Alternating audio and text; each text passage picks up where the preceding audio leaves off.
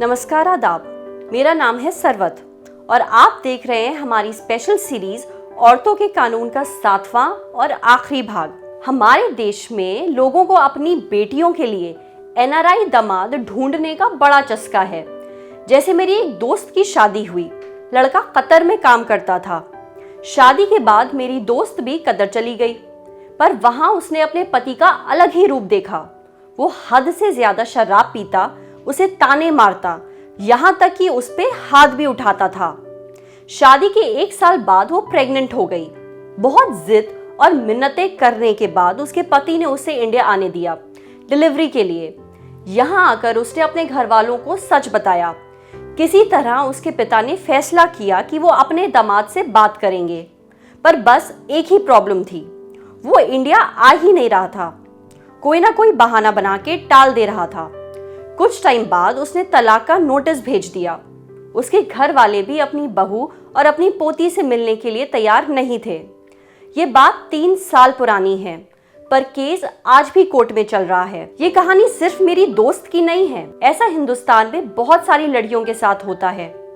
अगर आपके साथ भी ऐसा हुआ है तो आप अकेली नहीं हैं। मिनिस्ट्री ऑफ एक्सटर्नल अफेयर्स के मुताबिक उनसे 2015 से 2017 के बीच में 3,328 औरतों ने मदद की गुहार की। इन सभी औरतों की शादी किसी एनआरआई से हुई थी। यहां तक कि हर 8 घंटे में उनको कम से कम एक ऐसा फोन कॉल तो आता ही है। माँ बाप एनआरआई स्टेटस देख के शादी तो करा देते हैं, पर अगर इस शादी में कोई प्रॉब्लम आ जाए तो इस एनआरआई दामाद को पकड़ना बहुत मुश्किल है।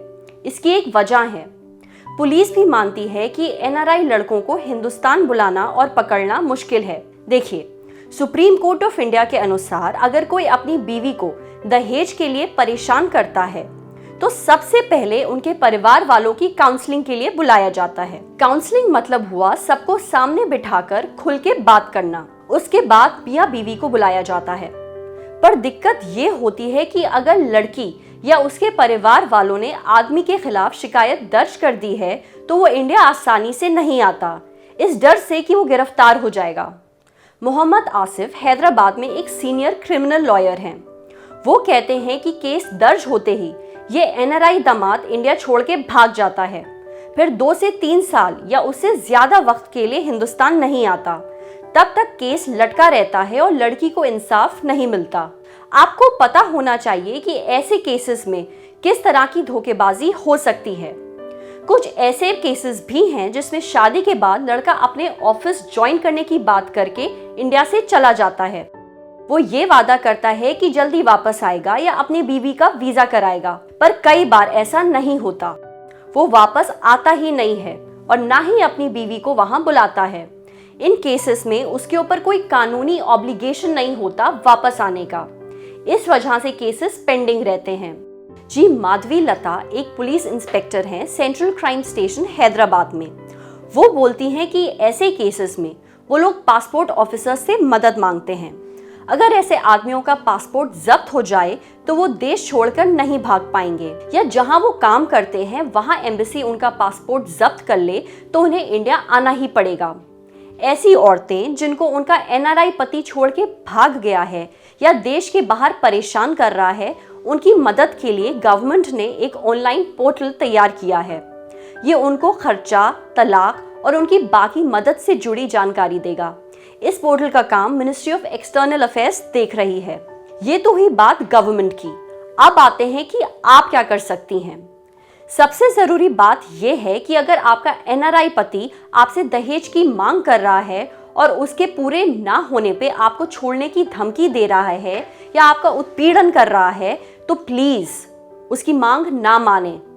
अगर आप अपने पति के साथ देश के बाहर हैं तो अपने शहर में जो भी इंडियन एम्बेसी या कॉन्सुलेट है वहां जाएं। वहां जाके उनसे मदद मांगे। यही नहीं, आप वहां की लोकल पुलिस के पास भी जाकर शिकायत दर्ज कर सकती हैं। आप बिना हिचकिचाए अपने साथ हुई सारी ज्यादतियों के बारे में उनको बताएं।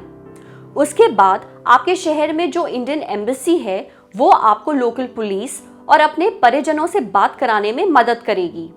यही नहीं, वो आपको लोकल एनजीओ से भी मदद दिलवाएगी। आपको अगर अपने पति के साथ एक ही घर में रहने में जान का खतरा है तो आप इस एनजीओ की मदद से कोई और रहने की जगह भी ढूंढ सकती हैं।